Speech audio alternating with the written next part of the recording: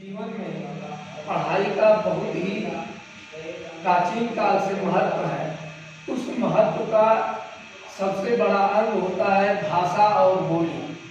पढ़ाई तो जो होती है उसमें हम व्यक्ति अभिव्यक्ति कैसे करते हैं, उस अभिव्यक्ति को हम भाषा कहते हैं।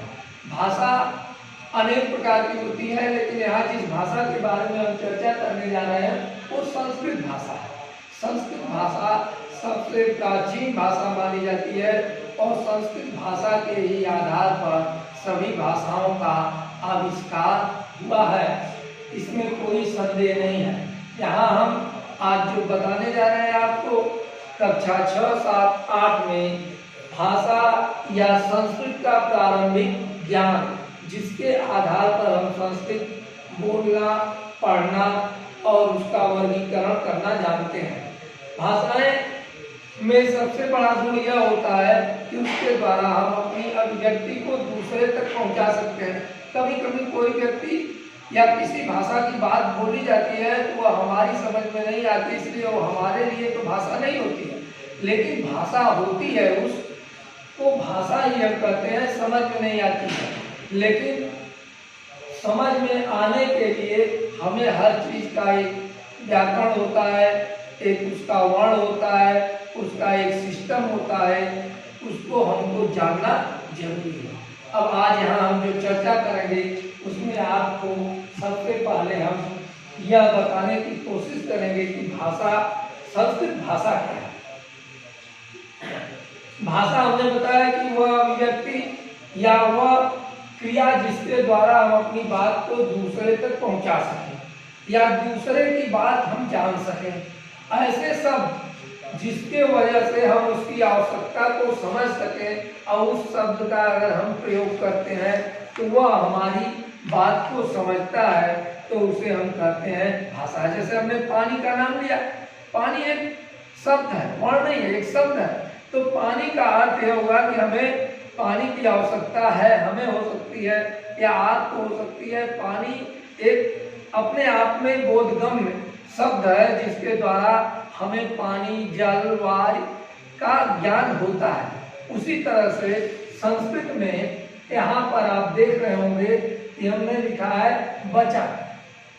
वचन क्या होता है? किसी शब्द से या किसी वाक्य से यह हमें पता चलता है कि वह वाक्य या वह शब्द संख्यावाचक है या वस्तुओं का, पदार्थों के मात्रा के बारे में बोध कराता है। जैसे आप बोलते हैं राम या राम, मोहन, अब इससे यह पता चला कि एक आदमी है। अगर आप बोल दिए रामव तो इससे पता चला 2 आदमी है। रामा 3 आदमी है, आदमी आ नहीं है, ये 3 राम है, 1 राम है, 2 राम है और 3 को हम बहुवचन कहते हैं। एक वचन वे कहे जाते हैं जिन शब्दों से या जिन वाक्यों से एक व्यक्ति का बोध होता है, वह एक वचन होता है। जिनसे 2 का बोध होता है, 2 वचन होता है। जिनसे बहुत का बोध होता है, वह बहुवचन होता है। हिंदी में 2 ही वचन होते हैं, एक वचन और बहुवचन, लेकिन संस्कृत में इनको 3 माना गया है, एक वचन, 2 वचन, बहुवचन। आपको वचन समझ में आ गया होगा। किसी वाक्य या किसी शब्द, जैसे उदाहरण के लिए वहां गाय हैं, अब वहां गाय हैं, गाय शब्द क्या हो गया? बहुवचन हो गए। तो इस नाते वहां बहुत सी गाय हैं, यह वाक्य में जो संज्ञा या जो प्रथम पुरुष है वह क्या है? बहुवचन है। तो यहाँ पर आपको यह ज्ञान होना चाहिए, क्या मेरे द्वारा बताया जा रहा है कि राम, रामव, रामा। अब जैसे कभी कभी यह प्रश्न आता है बच्चों कि हम रूप रखते हैं, इसका हमारे जीवन में क्या उपयोग है? रामा, रामव, रामा, रामम, रामव, रामान, रामायण, रामाभ्याम, रामेभ्यः रामाय आदि। तो हम कहते हैं इसका उपयोग, हमने इस पर थोड़ी चर्चा इससे पहले भी किया था कि यह संस्कृत और हिंदी में यही अर्थ है। जिन्हें संस्कृत में आप विभक्ति कहते हैं, इसमें चिन्ह मिले होते हैं। जैसे यहाँ राम लिखा है तो इसका अर्थ होगा राम ने, या रामव है तो दोनों राम, ये अर्थ क्या होगा, राम ने, ये 2 राम हो जाएगा, और यहाँ बहुत राम हो जाएगा।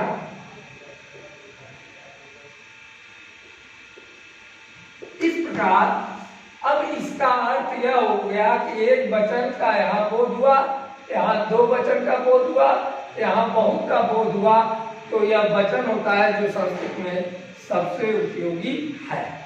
इसी के आधार पर हिंदी या संस्कृत में वाक्यों की रचना की जाती है। इससे पहले आप वर्ण और शब्द के बारे में जान चुके हैं। वर्ण वह छोटी से छोटी इकाई है जिसके टुकड़े न किए जा सके, जिसको हमने क वर्ग, ख वर्ग, क है, ख है, ये वर्ण है। शब्द क्या है, वर्णों का मेल जो होता है वो शब्द होता है। वर्णों का मेल क्या होता है, शब्द होता है। जैसे यहाँ क, म, ल, ये वर्णों का मेल हो गया, तो ये कमल बन गया, ये शब्द हो गया।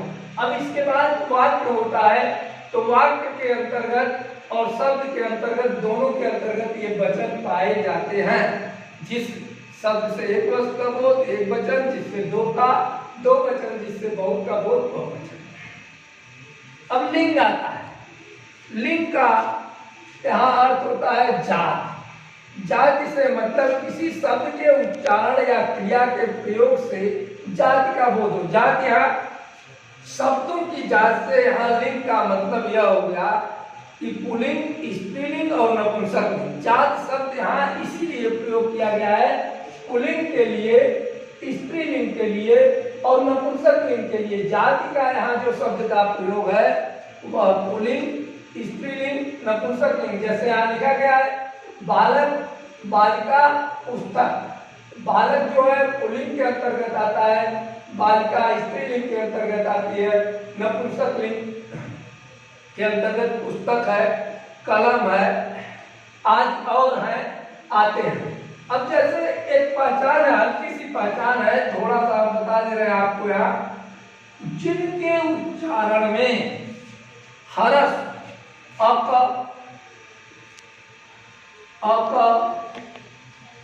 इक, उक,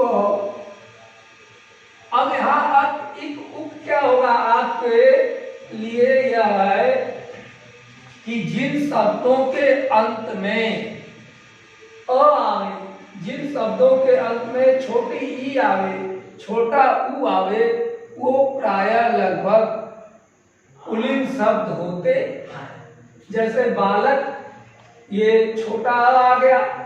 इसके बाद मान लीजिए रवि, आपने रवि लिख दिया, ये भी छोटी ई आ गई, और उप, भानु लिख दिया। तो ये एक पहचान के लिए सामान्य रूप से है कि ऐसे शब्द जिनके अंत में हरस, हरस माने छोटा, अ, ई और उ आवे, तो वो पुल्लिंग शब्द कहलाते हैं। अब इसके विपरीत हो जाएगा स्त्रीलिंग। स्त्रीलिंग वो है जिसके अंत में हरस्व के बजाय दीर्घ। यहाँ अगर हरस्व है तो यहाँ दीर्घ। अब दीर्घ, दीर्घ का अर्थ है जैसे बालिका, रवि, बालिका के बाद यदि आपने यहाँ लिखा तो रवि लिख दिया, और भान, तो ये शब्द क्या हो जाते हैं, स्त्रीलिंग के अंतर्गत आ जाते हैं। नपुंसक लिंग, अब इनके अलावा जितने भी शब्द हैं लगभग वो नपुंसक लिंग में आते हैं, जिनसे किसी जाति का पता न चलता हो, न वो पुल्लिंग में आते हैं न स्त्रीलिंग में आते हैं। उनसे जैसे अब अजा, अजा बकरी है, तो अजा के अंत में आ गया बालिका की तरह, तो ये पुल्लिंग हो गया, स्त्रीलिंग हो गया। इसी तरह से श्याम, अ है, तो ये हो गया दधि, दधी। अब दधी, दधी शब्द है, ऐसे लिख दिया गया तो ये पुल्लिंग, और ये हो गया तो स्त्रीलिंग। तो कभी कभी लिखने के आधार पर या प्रयोग के आधार पर ये पुल्लिंग और स्त्रीलिंग होते जाते हैं। नपुंसकलिंग जो जिस शब्द में न स्त्री जात का बोध हो न पुरुष जात का बोध हो, जैसे अब पुस्तक है, कलम है, पेड़ है। अब इन चीजों से आपको कुछ जात नहीं पता चल रहा है कि ये पुल्लिंग में है कि स्त्रीलिंग में है कि नपुंसकलिंग में है, तो ऐसे को हम क्या कहेंगे? नपुंसकलिंग। नपुंसकलिंग लिंग जिसके उच्चारण से पुरुष जात, स्त्री जात या उससे इतर किसी का बोध होता है, नपुंसक जाति का बोध होता है, उसे हम लिंग कहते हैं। ये तीन प्रकार के होते हैं, पुल्लिंग, स्त्रीलिंग, नपुंसक। अब यहाँ दो चीजें क्लियर हो गई, वचन और लिंग। यह सबको जूनियर स्तर पर जानते हैं लोगों, फिर भी मैं आज इसको फिर से एक बार बता दे रहा हूँ जो आपके मन मस्तिष्क में अच्छी तरह से समझ में आ जाए। आप तमाम शब्दों का आपको लिस्ट बनाना चाहिए। 3 तरह का कॉलम बना लें अपनी कॉपी पर, और उन कॉपी पर पुल्लिंग, स्त्रीलिंग और नपुंसकलिंग का शब्द छांट करके लिखें। जब आप शब्द छांट करके लिखेंगे तो आपको यह लिंग क्लियर हो जाएगा। उसी तरह से एक वचन, द्विवचन, बहुवचन को भी कौन शब्द एक वचन में है, कौन दो वचन में है, कौन बहुवचन में है, या आप छांट करके लिख सकते हैं। अब आइए पुरुष। जब हम पुरुष का नाम लेते हैं तो कभी कभी हमको इंग्लिश का एक मैन शब्द है, मैन आदमी का बोध होता है, लेकिन यहाँ पुरुष से आदमी का बोध नहीं है। आपने व्याकरण में पढ़ा है, हिंदी संस्कृत साहित्य दोनों में संज्ञा, सर्वनाम और तो संज्ञा क्या होता है? पुरुष की परिभाषा यहाँ लिखा है, संज्ञा सर्वनाम के बदले, बदले माने उसके स्थान पर जो शब्द प्रयुक्त होते हैं उन्हें पुरुष कहते हैं या वह शब्द पुरुष कहलाता है। अब संज्ञा क्या है? संज्ञा कोई नाम है, कोई नाम है वह संज्ञा है। जैसे मान लीजिए उदाहरण के लिए मोहन, वाराणसी, कलकत्ता, पेड़, किसी का हमने नाम ले लिया तो वह क्या हो गया? संज्ञा हो गया। तो ऐसे जो संज्ञा होते हैं वो प्रथम पुरुष के अंतर्गत आते हैं, जिसके अंतर्गत वह उसका नाम, स्थान आदि का नाम दिया जाता है। जैसे हम उदाहरण दिए, स माने वह का मतलब मोहन भी हो सकता है, रमेश भी हो सकता है, कोई भी हो सकता है जो सामने प्रेजेंट नहीं है, वो कहीं दूसरे स्थान पर है, उसकी चर्चा हम कर रहे हैं। या स्थान भी हो सकता है, वाराणसी है, गाजीपुर है, ये स्थान भी इसके अंतर्गत आ सकते हैं। तो प्रथम पुरुष के अंतर्गत वह व्यक्ति आता है जिसके बारे में चर्चा की जाती है लेकिन वह वहां उपस्थित नहीं रहता है, उसे प्रथम पुरुष कहते हैं। इस तरह से इसको हम संज्ञा भी कहते हैं। अब संज्ञा के जगह पर अगर मध्यम पुरुष है, सर्वनाम प्रयोग हो गया, संज्ञा के बदले जो शब्द बोले जाते हैं, जैसे वह के बदले बोल दिया गया तुम सामने हो, मोहन भी सामने आए। इस तरह से अगर इन शब्दों का प्रयोग कर दिया जाए, तुम, तुम्हारा, तो ये शब्द क्या होते हैं? मध्यम पुरुष के अंतर्गत आते हैं।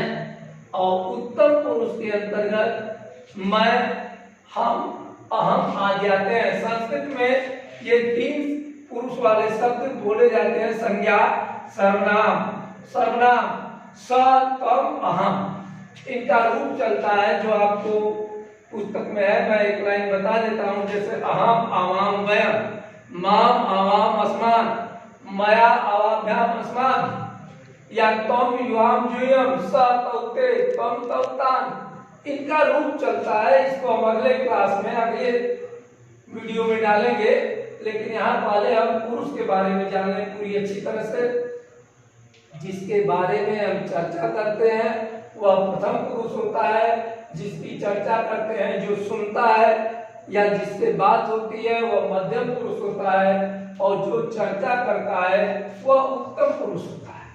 ये बदलते रहते हैं। जैसे इस समय मैं कह रहा हूँ आपसे, इन बारे में, इन वीडियो के बारे में या इनके विषय में पुरुष के बारे में बता रहा हूं, तो मैं उत्तम पुरुष हूं। लेकिन अगर आपने अभी कोई क्वेश्चन कर दिया और मैं उसे सुन रहा हूं, उसके बारे में फिर से बताऊंगा, लेकिन आपका क्वेश्चन सुन रहा हूं, तो उस समय तुम उत्तम पुरुष हो जाओगे, मैं मध्यम पुरुष हो जाऊंगा। अगर तुम यहाँ नहीं हो और तुम्हारे बारे में मैंने चर्चा कर दिया कि उसके द्वारा यह क्वेश्चन मुझसे पूछा गया, तो तुम उस समय प्रथम पुरुष हो जाओगे, मैं उत्तम पुरुष रहूंगा, और जिससे चर्चा कर रहा हूं वह मध्यम पुरुष होगा। पुरुष का वाक्य संरचना में संस्कृत अनुवाद में सबसे बड़ा महत्व होता है। तो ये पुरुष, लिंग, वचन, ये तीनों तीन होते हैं। तीनों के बारे में हमने बता दिया। अब आपको काल के बारे में बताते हैं। काल माने होता है समय। किसी कार्य के होने के बारे में जिस समय का ज्ञान हो, वो काम हो गया है, हो रहा है, होगा, होना चाहिए या करो, तो वो काल कहा जाता है। लेकिन हिंदी में ये तीन ही काल होते हैं। इनको हम कहते हैं वर्तमान काल। वर्तमान काल माने जो समय, वर्तमान समय चल रहा है, जैसे मैं पढ़ा रहा हूं, ये वर्तमान काल है। कल मैंने पढ़ाया था, ये भूतकाल है। कल फिर पढ़ाऊंगा, ये भविष्य काल है। लेकिन संस्कृत में इसे लकार कहते हैं। लकार तो होती है 10 प्रकार की, लेकिन यहाँ पर 5 लकार आपको उपयोगी है। 5 लकार का ही नाम बताता हूं मैं आपको, और इन 5 लकारों को, इनसे संबंध बताता हूं। अब जैसे काल आपको समझ में आ गया, किसी समय या वाक्य से समय का बोध होता हो। जो कार्य हो रहा है, कार्य में समय क्या है, वह समय अगर व्यक्त होता है उस शब्द से, वाक्य से, तो उसे हम कहते हैं काल। काल का अर्थ होता है समय। अब जैसे आप उदाहरण के लिए नहीं, आपको मैंने बताया कि वर्तमान काल, भूतकाल, भविष्य काल, ये 3 काल हिंदी में आप जानते हैं। वर्तमान काल को संस्कृत में लट लकार कहते हैं। भूतकाल को संस्कृत में लग लकार कहते हैं। भविष्य काल को लिट लकार कहते हैं। आद्यार्थक को लोट लकार कहते हैं, और चाहिए को विधिलिंग कहते हैं। अब हिंदी में कोई काम कहते हैं आप, मैं खा रहा हूं, खा चुका हूं, खाऊंगा, इतने में ही खत्म हो जाता है। लेकिन जब हम संस्कृत में जाते हैं तो खा रहा हूं वर्तमान काल हो गया, खा चुका हूं भूतकाल हो गया, खाऊंगा भविष्य काल हो गया, और किसी से मैंने कहा मैं खा लूं। जैसे हम काम करते रहे, फुर्सत हमको नहीं मिली, लेकिन भोजन करने वाले से हमने पूछ लिया क्या खा लूं? खा लूं, तो ये लोट लकार हो गया। या किसी ने कहा कि जाओ खा लो, तो ऐसे में यह आज्ञार्थक होता है, इसमें आज्ञा दी जाती है, यह लोट लकार के अंतर्गत आता है। और उसी बात को हम यह कहते हैं कि हमको भी खा लेना चाहिए, तुमको भी खा लेना चाहिए, उसको भी खा लेना चाहिए, तो ऐसा विधिलिंग होता है। इनके रूप संस्कृत में चलते हैं 5 लकारों में, उसके बारे में हम आगे चर्चा करेंगे। थोड़ी सी यहाँ चर्चा कर रहे हैं। आपने रूप को 2 रूपों में देखा होगा, धातु रूप और शब्द रूप। तो ये धातु रूप के अंतर्गत आते हैं। इनमें जैसे वर्तमान काल है, पठ धातु, पठ माने पढ़ना होता है। तो अब इसमें आप देखते होंगे, एक तरफ आपकी किताब में लिखा होगा एक वचन, 2 वचन, बहुवचन, फिर एक तरफ लिखा होगा वो प्रथम पुरुष, मध्यम पुरुष, उत्तम पुरुष, और एक में 9 शब्द होंगे। पठत, पठतः, पठन, पठस, पठतः, पठत, पठाम, पठाओ, पठामा। तो इस तरह से इनका आप शब्द एक है, पठ है, इसको 9 एक में लिखा गया है। वर्तमान काल में 9, भूतकाल में भी लिखा है 9, भविष्य काल में 9, आद्यार्थक में 9, चाहिए के अर्थ में। अब आपको कभी, हमें भी, आपको भी ये कंफ्यूजन हो सकता है कि एक लकार है पठ, पढ़ना, और ये 45 शब्द इसके लिए क्यों लिखे गए हैं। तो ये 45 पहले तो वचन के लिए लिखे गए हैं, जो आपको ऊपर बताया। एक वचन के लिए क्या प्रयोग हुआ, दो वचन के लिए, तीन वचन के लिए, बहुवचन जिन्हें कहते हैं।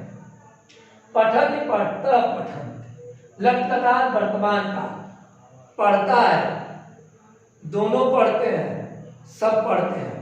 वह पढ़ता है, वह दोनों पढ़ते हैं, वह सब पढ़ते हैं। अब आप कहेंगे वह कहां से आ गया, वह प्रथम पुरुष के कारण आ गया, वह प्रथम पुरुष के कारण आ गया। और अगर मोहन है, हमने प्रथम पुरुष मोहन को ले लिया, तो मोहन पढ़ता है, दोनों मोहन पढ़ते हैं, सभी मोहन पढ़ते हैं। तो इस तरह से अब उसमें दूसरा हो गया पठसी पठता पठक। अब उसमें हो जाएगा, क्या हो जाएगा, मध्यम पुरुष। मध्यम पुरुष माने हो जाएगा तुम पढ़ते हो, तुम दोनों पढ़ते हो, तुम सब पढ़ते हो। और पठान पठाओ पठामा, हम पढ़ते हैं, हम दोनों पढ़ते हैं, हम सब पढ़ते हैं। इसका प्रयोग जब मैं आगे हिंदी से संस्कृत बनाना बताऊंगा तो उस समय बताऊंगा, लेकिन आपको पठ धातु का सभी लकारों का रूप याद कर लेना है, जो आपके किताब में दिया गया है। कक्षा 6-7 की किताबों में ये दिया गया है। इस रूप को याद कर ले, और 8 वालों को याद कराया गया है, वो याद कर ले, नहीं तो फिर से देख करके अपनी पुरानी किताबों से लिख करके उसे याद कर डालें।